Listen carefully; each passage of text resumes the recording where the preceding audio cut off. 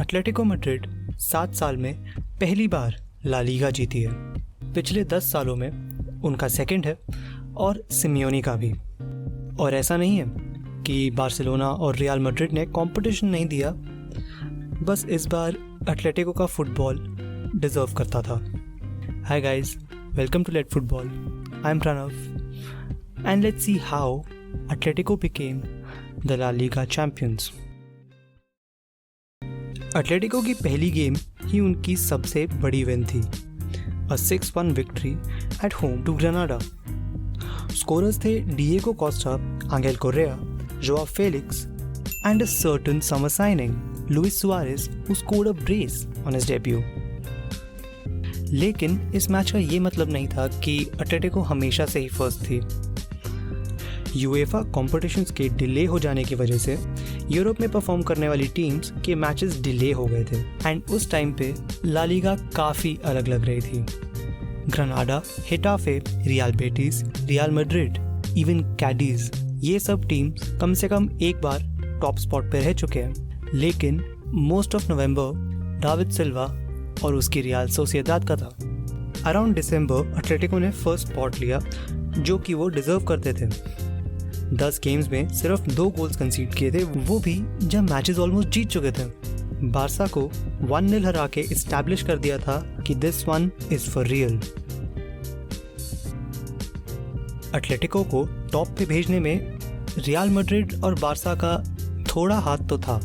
Barça अपने पहले 10 में से 4 मैचेस हार चुकी थी under the new coach Ronald Koeman, और मैड्रिड भी अननेसेसरी पॉइंट्स ड्रॉप कर चुकी थी।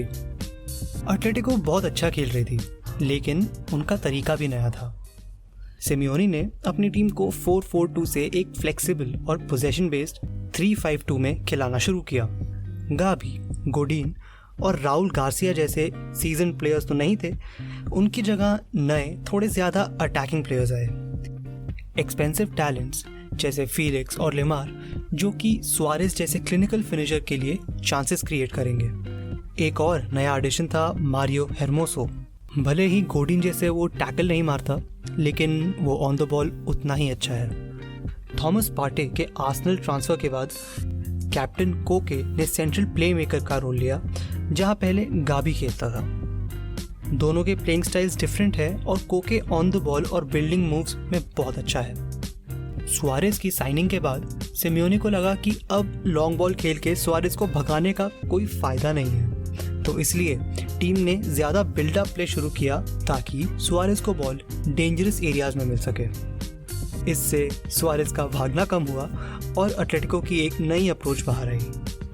ऊपर से सुआरेज भी एक पॉइंट प्रूव करने आया था जब बार्सिलोना ने उसे क्लब से निकाला, कह के कि he can't compete on the top level. जब दिसंबर में एटलेटिको रियल मैड्रिड से हारी तो सबको लगा कि इनसे नहीं हो पाएगा।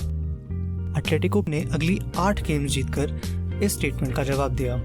एक नई एटलेटिको हमें दिखने लगी। साउल और हिमेनेस जैसे सीनियर प्लेयर्स इंजरी से सफर कर रहे थे। कीरन ट्रिपियर, लॉरेंटे और हेर्मोसो जैसे प्लेयर्स, जो कि 2019 में ही आए थे, एक रफ स्टार्ट के बाद बहुत इंपॉर्टेंट एडिशंस बन गए। एक और इम्पॉर्टेंट प्लेयर, और जिसका मैं पर्सनली काफ़ी बड़ा फ़ैन हूँ, वो है Yannick Carrasco. Amazing with both feet, Yannick in and around the box एक बहुत ही ज़्यादा डेंजरस प्रेजेंस है। इन सब में भी सबसे important player for Atletico without a doubt is Jan Oblak. Until February 16th important scoring chances में से ओब्लाक ने सिर्फ 12 कंसीड करे, जो कि एक बहुत ही इम्प्रेसिव स्टार्ट है। फिर फेब में एक अनफॉर्चुनेट स्पेल आया जब एटलेटिको के प्लेयर्स को कोविड-19 होने लगा। इस टाइम पे एटलेटिको ने 11 मैचेस में सिर्फ 4 जीते। Around that time only Madrid और बारसा दोनों ने ही फॉर्म पिक कर लिया and by the time April खत्म हुआ, बारसा के पास फर्स्ट स्पॉट लेने की अपॉर्चुनिटी आ गई थी, जो कि थैंक्स टू ग्रेनाडा नहीं हो पाया। इसके बाद inspiring performances from Marcos Llorente and Jan Oblak help the team regain confidence. Atletico under pressure अच्छा परफॉर्म करती रही एंड मैच डे 35 तक ला लीगा टेबल कुछ ऐसी दिख रही थी। इतनी टाइट टेबल में अगर 35th match Barça versus Atletico है तो ये एसेंशियली टाइटल डिसाइडिंग मैच है। काफ़ी एंटरटेनिंग मैच था जो 0-0 ड्रॉ में ख़त्म हुआ, थैंक्स अगेन टू यान Oblak. Heading into the last match, Barca तो रेस से बाहर थी, लेकिन दोनों मैड्रिड टीम्स को सिर्फ जीतना था।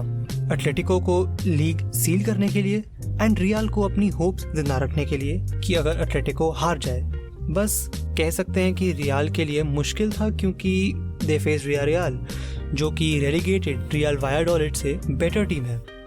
और so we thought, but nothing is easy. Valladolid ने फर्स्ट हाफ में 1-0 लीड सिक्योर कर ली। एटलेटिको ने सेकेंड हाफ में 2 गोल मारे, जिसमें से विनिंग गोल था लुइस सुआरेस का। Absolute scenes. इस विन के बाद रियल मैड्रिड की 2-1 विन एट वियारियल इररिलेवेंट हो गई थी क्योंकि Atletico Madrid were the Spanish champions. And that was the video, guys, and let me know in the comments below what your thoughts are on this season's La Liga. I'll see you guys in the next one.